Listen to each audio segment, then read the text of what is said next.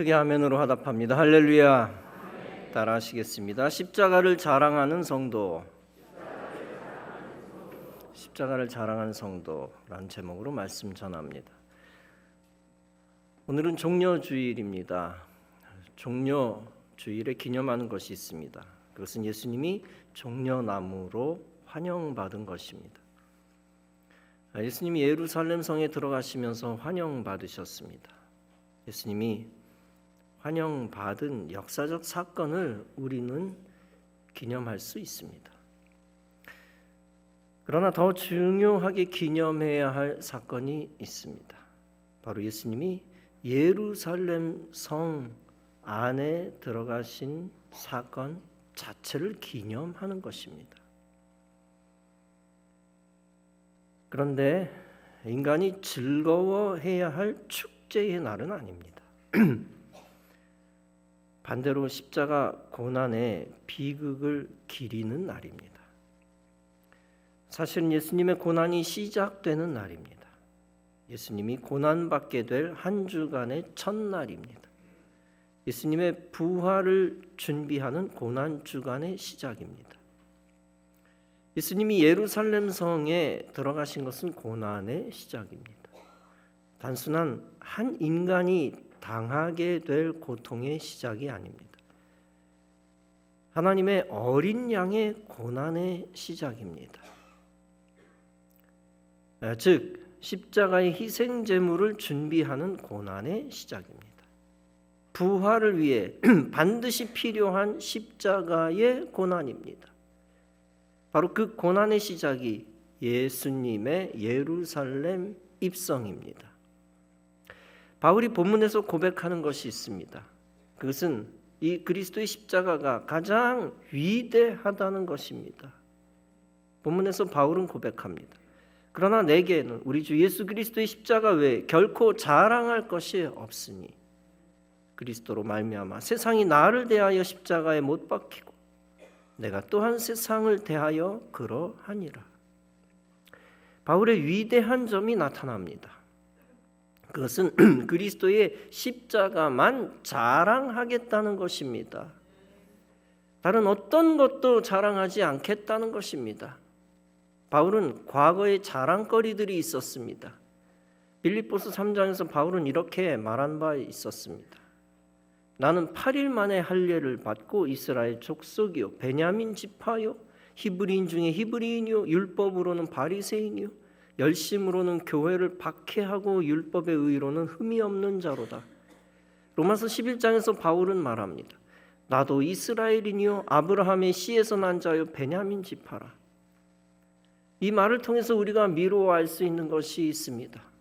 바울이 회심하기 전에는 바울의 사상이 달랐다는 것입니다. 그는 유대 종교에 대한 우월감을 가지고 있었다는 것입니다. 그리고 그는 종교적 지식 및 세상적 지식을 자랑하던 자였다는 것입니다. 율법에 대해 대단히 자랑하는 자였다는 것입니다. 특히 그는 랍비의 가말리엘 학파의 문화생이었습니다. 그러나 그는 부활하신 그리스도를 만나고 완전히 달라졌습니다. 사상도 변화하고 신앙도 그리스도 중심, 십자가 중심으로 변했습니다. 과거에는 그리스도인을 죽이러 다녔지만 이제 그리스도를 위해 목숨을 던집니다. 따라서 그는 로마서 3장에서 말씀합니다. 그런즉 자랑할 때가 어디냐? 있을 수 없느니라. 무슨 법으로냐? 행위로냐? 아니라 오직 믿음의 법으로니라.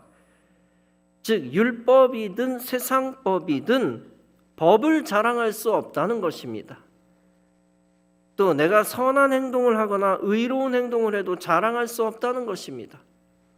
에베소서 2장은 말씀합니다. 너희는 그 은혜에 의하여 믿음으로 말미암아 구원을 받았으니 이것은 너희에게서 난 것이 아니요 하나님의 선물이라. 행위에서 난 것이 아니니 이는 누구든지 자랑하지 못하게 함이라. 오직 바울은 믿음의 법만 자랑하겠다는 것입니다.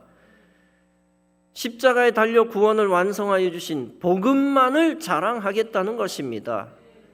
사도 바울과 사람들을 택하신 십자가의 은혜만을 자랑하겠다는 것입니다. 바울은 고린도전서 1장에서 말씀합니다.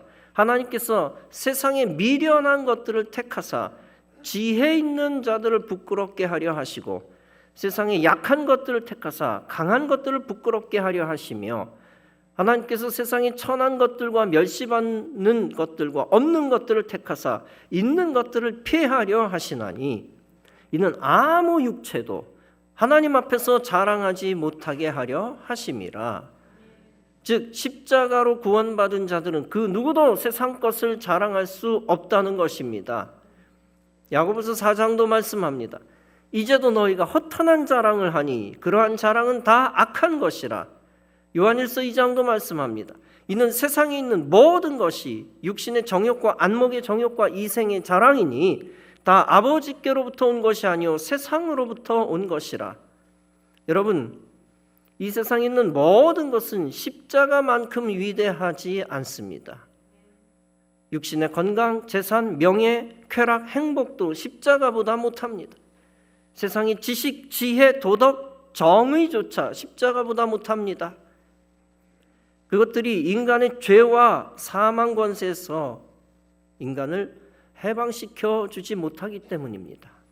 그것들이 어둠의 세상 권세를 이길 수 없기 때문입니다. 그것들이 사람들에게 참 생명을 주지 못하기 때문입니다. 그리고 그것 때문입니다. 오직 십자가만이 인간을 죄와 사망 권세에서 해방시켜 줍니다. 십자가는 인간의 죄를 대신 지신 하나님의 아들의 피입니다. 십자가는 어린 양 제물 되신 예수 그리스도의 피입니다. 즉 십자가가 기쁜 소식이며 복음이며 구원의 유일한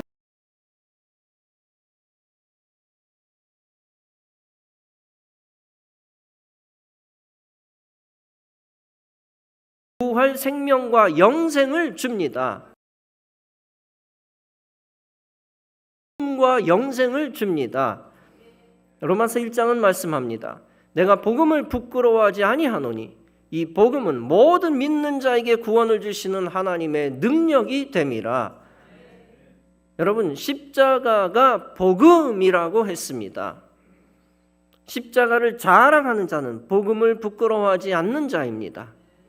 진정으로 하나님께 영광 돌릴 수 있는 자가 누구일까요? 다름 아니라 복음을 부끄러워하지 않고 십자가를 자랑하는 자입니다.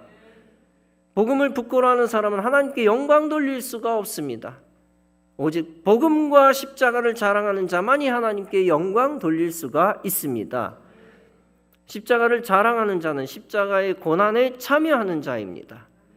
예수님이 영혼 구원을 위해 고난을 당하셨습니다. 하나님의 정의와 의로움과 진리를 위해 고난을 당하셨습니다. 사람들로부터 비난과 조롱과 채찍과 모욕과 저주를 받으셨습니다. 십자가를 지고 골고다 언덕을 올라가셨습니다. 로마 병정들로부터 매를 맞고 십자가 형틀에 달리셨습니다. 역사가에 의하면 사실상 완전히 벌거벗김을 당한 인류 최고의 수치입니다. 예수님은 우주에서 가장 높으신 하나님의 아들이었습니다. 그런 분이 우주에서 가장 낮은 모욕과 저주를 받으신 것입니다. 가장 최고 바닥 중의 바닥의 수치를 당하신 것입니다. 도둑질한 죄는 저절로 없어지지 않습니다. 거기에 따른 형벌이 있어야 없어집니다. 음행의 죄도 저절로 없어지지 않습니다. 거기에 따른 대가를 치러야 없어집니다. 살인죄도 저절로 없어지지 않습니다. 마음의 형벌, 불행의 형벌, 옥살이의 형벌, 죽음의 형벌을 치러야 없어집니다. 인간의 공통적 원죄도 마찬가지입니다. 인류의 죄는 저절로 없어지지 않습니다. 반드시 거기에 따른 형벌의 대가가 있어야 없어집니다. 그런데 인간은 인간의 죄를 대신 사할 수 없습니다. 누가 누구를 위해 대신 죽어줘도 죄는 소멸되지 않습니다. 인간은 영원히 마귀의 종노릇하며 살다가 영벌에 처해집니다. 그 영벌에서 해방되는 길은 오직 하나뿐입니다. 흠이 없는 하나님의 아들이 죄의 저주를 짊어지고 처형당하는 길입니다.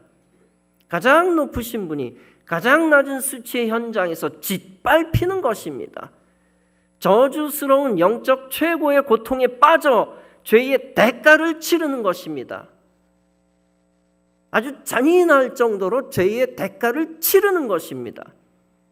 그것이 구원의 유일한 길입니다. 하나님은 그 유일한 길을 무시하지 않으셨습니다. 그 구원의 유일한 길을 독생자 예수님이 가도록 계획하셨습니다. 그리고 그 계획대로 예수님을 저주의 나무에 달아 제물 삼으셨습니다. 그로 인하여 모든 인간이 죄로부터 해방되는 길을 열어주셨습니다. 그 길을 통하여 구원과 영생의 기회를 우리 인간에게 주셨습니다. 따라서 십자가만이 구원의 길이요 부활 생명의 길입니다.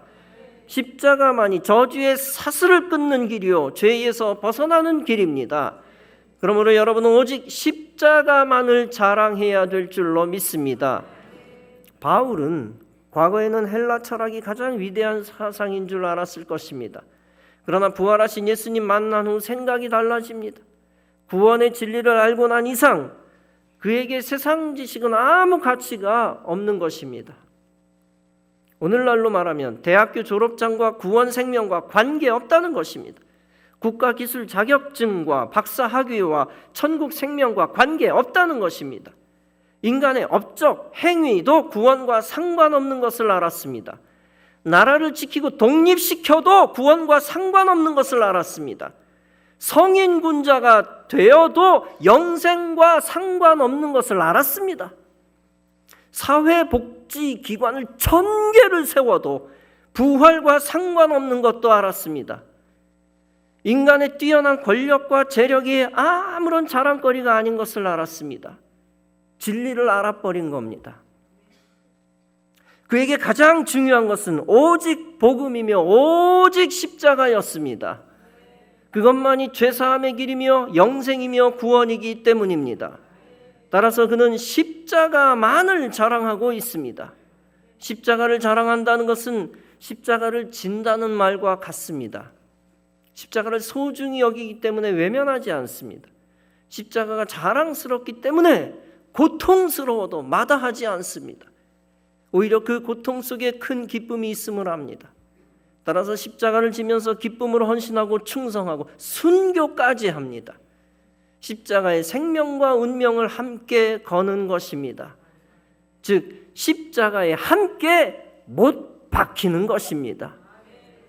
세상이 나를 대하여 십자가에 못 박혔다고 했습니다. 바울 또한 세상에 대하여 십자가에 못 박혔다고 했습니다. 이런 헷갈리는 수동적 표현을 쉽게 능동적으로 표현할 필요도 있습니다. 그렇게 하면 바울이 세상을 십자가에 못 박았다는 것입니다. 모든 세상의 영광과 죄악을 십자가에 처단했다는 것입니다. 동시에 바울 자신의 그 잘난 자아도 십자가에 못 박았다는 것입니다. 마태복음 5장에서 예수님은 말씀합니다. 나를 인하여 너희를 욕하고 핍박하고 거짓으로 너희를 거스려 모든 악한 말을 할 때에는 너희에게 복이 있나니 기뻐하고 즐거워하라. 하늘에서 너희의 상이 큼이라. 전에 있던 선지자들 이와 같이 핍박하였느니라. 여러분, 예수님을 자랑하는 자는 예수님의 사람임을 감추지 않습니다. 예수님의 사람임을 자랑스러워하며 충성합니다. 그러다 보면 예수님을 대적한 사람들이 예수의 사람을 대적하게 되지요. 너는 왜 예수를 위해 충성하냐라고 하며 욕하고 핍박합니다. 심지어 가짜 뉴스를 퍼뜨려가면서까지 온갖 악한 악담을 퍼붓습니다. 그 이유가 무엇입니까? 예수님이 천국 복음을 전파하셨기 때문입니다. 예수님이 하나님 나라를 확장하기 때문입니다. 그런 것이 마귀를 자극하는 것이죠. 마귀가 군사 행동하게 하는 것입니다.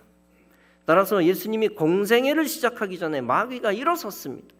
바로 예수님을 광야에서 시험하며 예수님을 넘어뜨리려 했습니다. 유대인들을 움직입니다.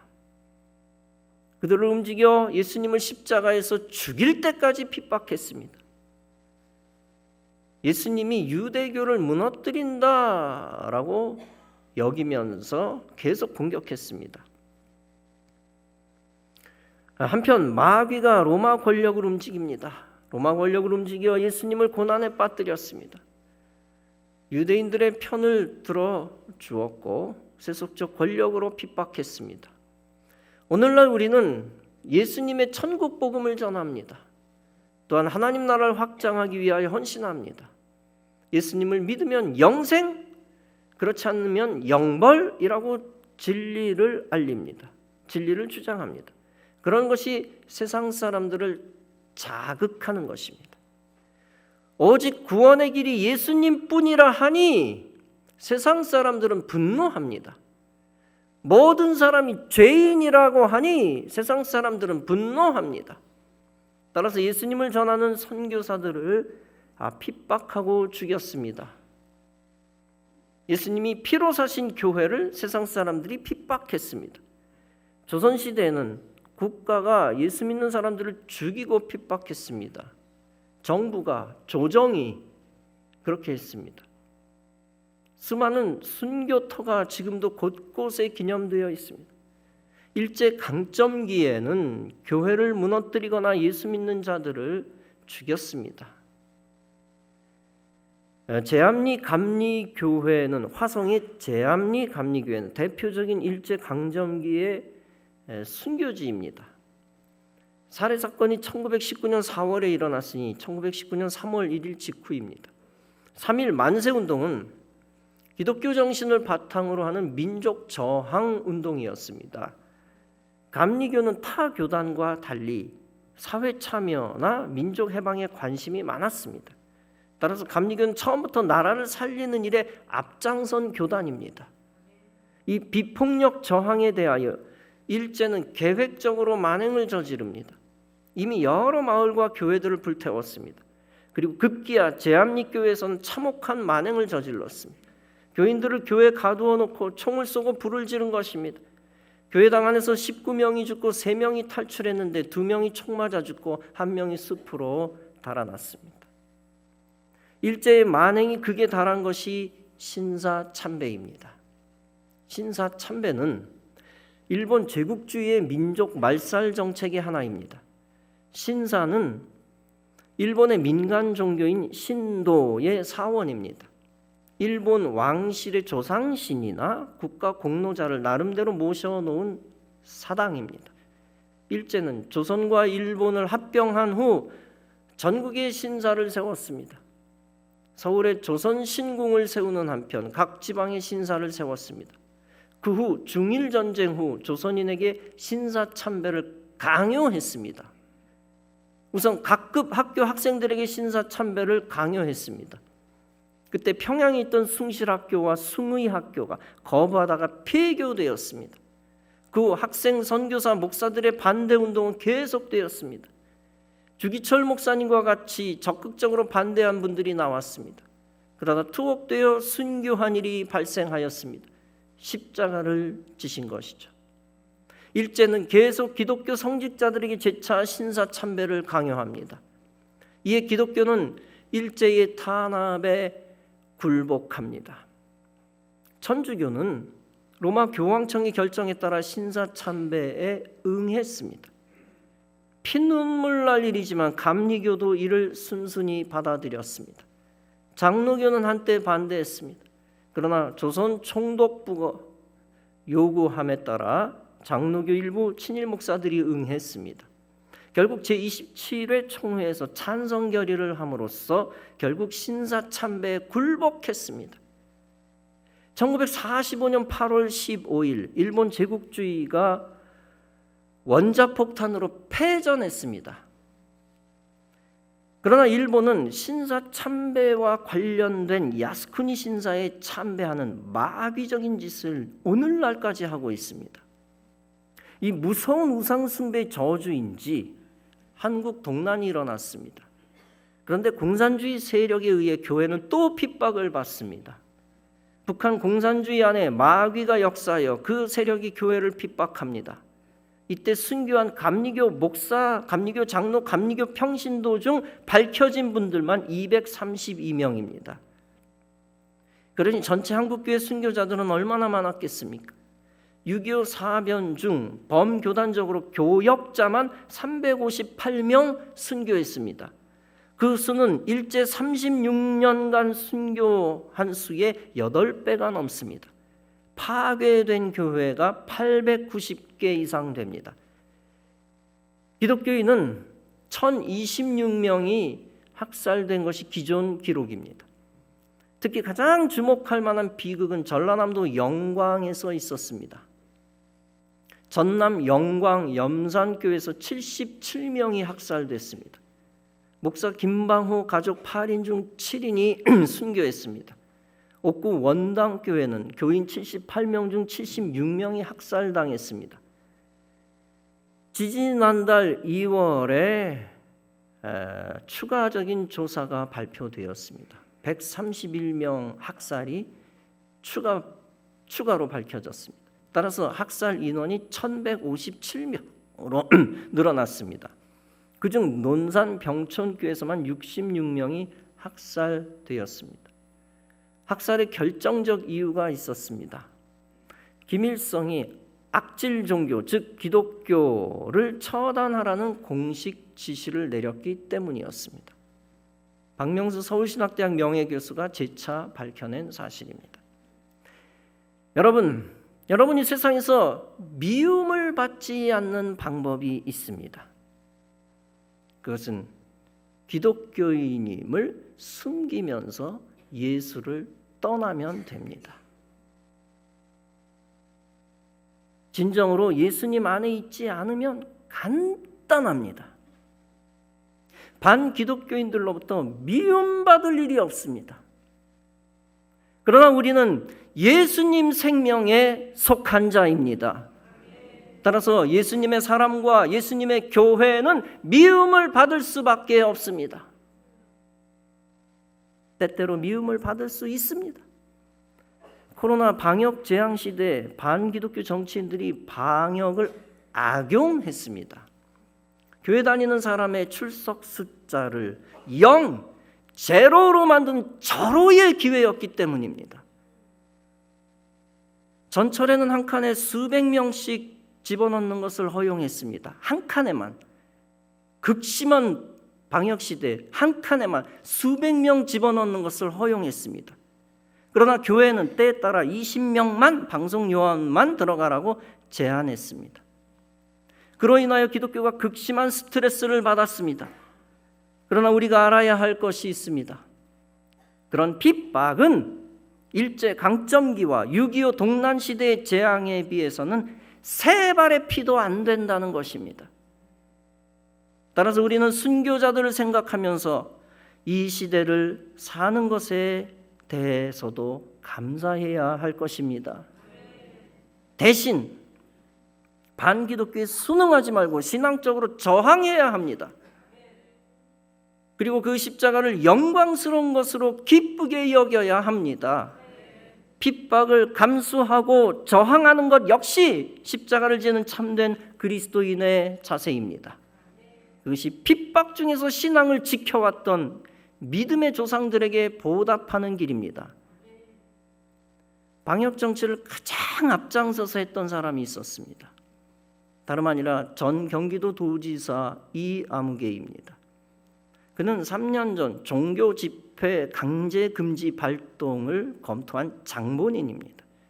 그리고 가장 강력하게 교회 탄압에 앞장섰습니다. 기독교가 반발하여 잠깐 후퇴했지만 그에게 더 강한 힘만 주어지면 더 위험한 자입니다. 다행히 당시 그를 비판하여 진아무개 교수 출신 언론 자객이 공격했습니다. 포퓰리즘도 적당히 하자. 강제 조치는 교회의 반발을 불러 외려 역효과만 낼 것이다. 기독교 대다수 교회가 방역에 적극 협조하고 있다. 일부라도 교회를 적으로 돌리면 안 된다. 대한민국은 대한민주국가다. 신앙의 자유는 대통령도 못 건드린다. 일개 도지사 따위가 함부로 건드릴 수 있는 가치가 아니다.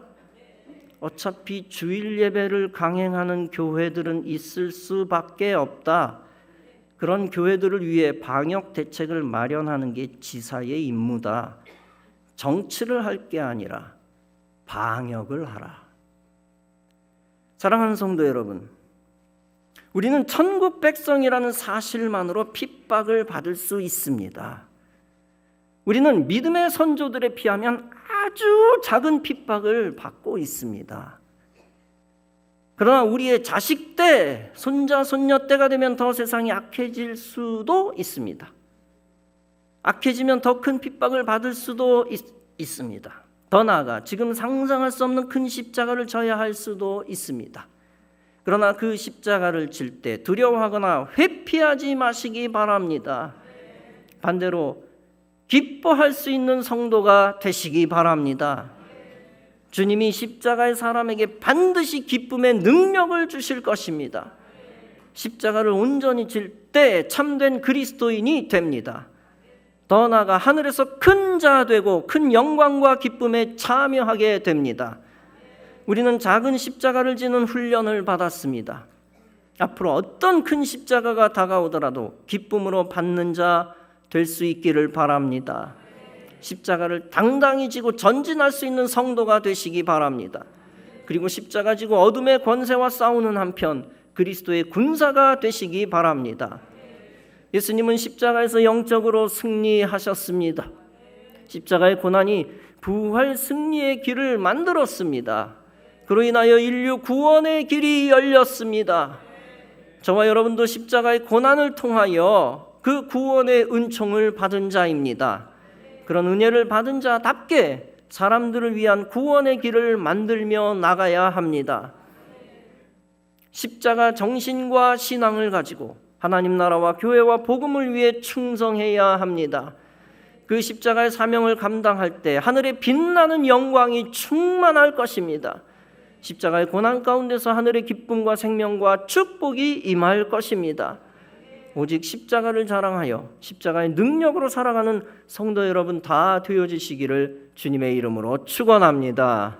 기도하시겠습니다.